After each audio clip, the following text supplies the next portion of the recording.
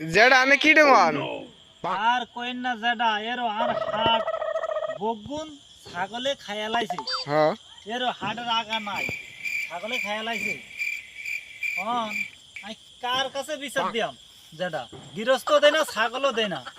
ওর ওর যেটা ওর কইছে কি এরো এরো কুত্তা এরো কুত্তা চার হাতে কুত্তা ওর আরে হাট ভাঙি কইছে কি এরো হেগুনটা এরো এরো এরো আর হাট ভাঙি কইছে কি এরো সান এরো এরো এরো এরো কুত্তার হাট ভাঙি কইছে কি অনেক কুত্তার বিচার যেটা হ্যাঁ এই কুত্তার বিচার আই কার কাছে দিয়াম কোন?